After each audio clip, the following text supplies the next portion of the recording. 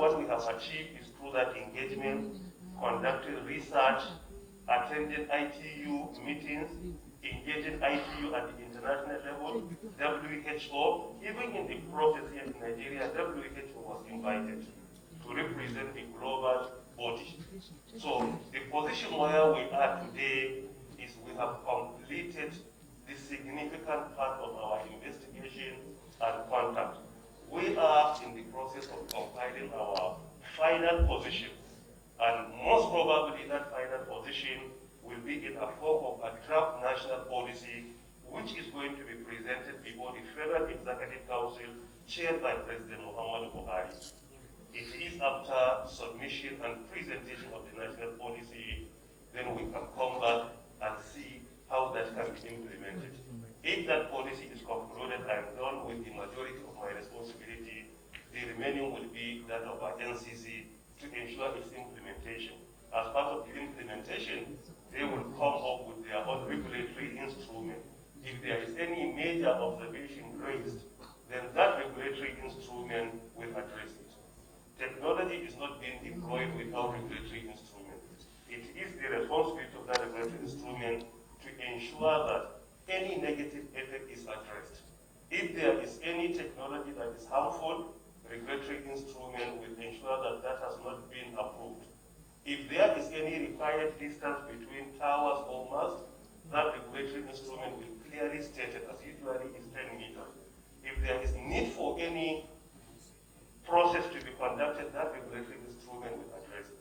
So the position we are now, we are almost at the final stage. And the final stage will require producing a draft national policy that will be presented before the Federal Executive Council for approval.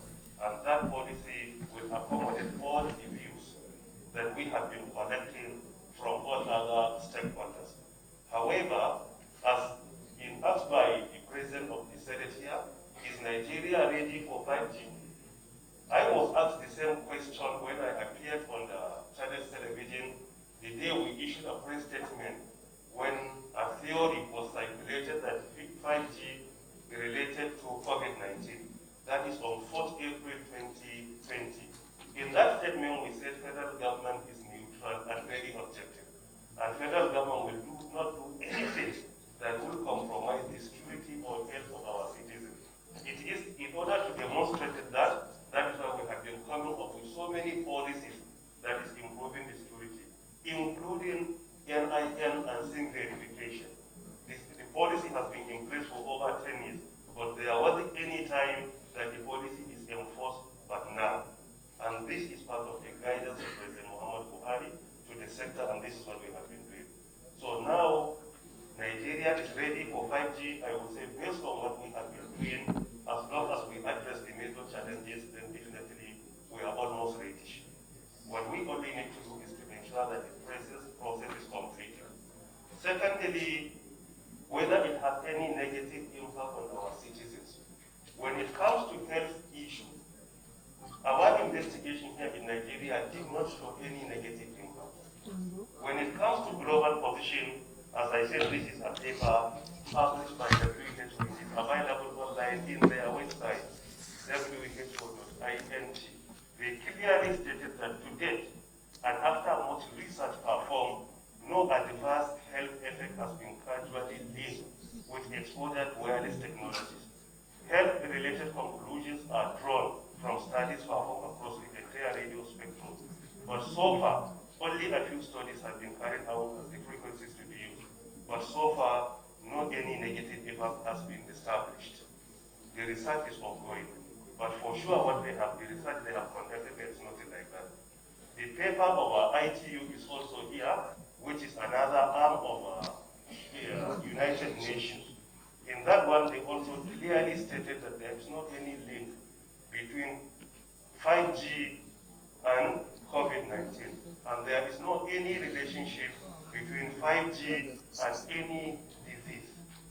The only issue being raised usually by people is about radiation. But people fail to realize that the radiation of 4G that we are all using here is more harmful than that of the 5G. That of 4G. The radiation of 4G, I am using it here, and almost everybody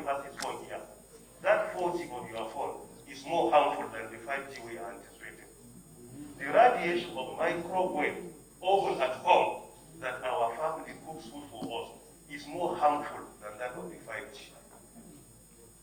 There is no doubt about this. The radiation of even the smartphone itself is even more harmful than that of the 5G. 5G is an advancement of 4G.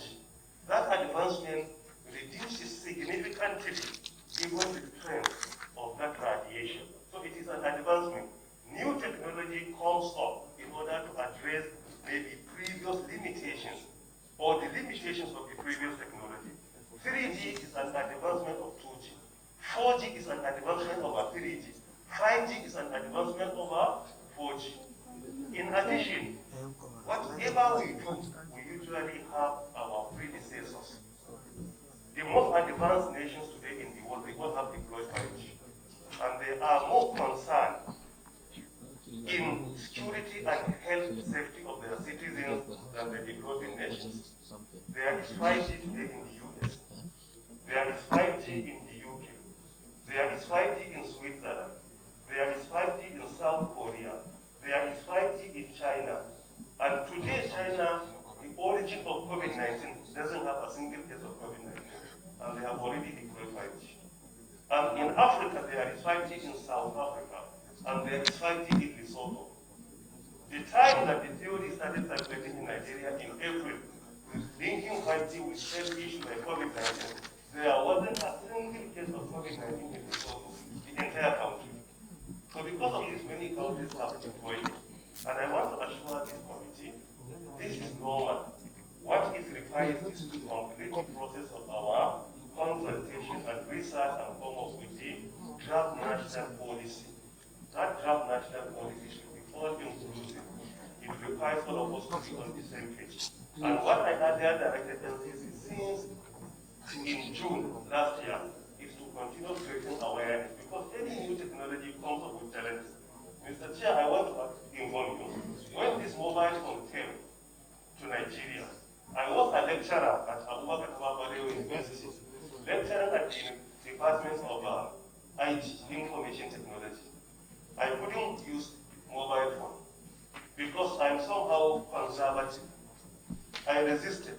I was teaching IT, but I couldn't get it because what? There was a theory that there were many negative impact while using mobile phone. I couldn't use it.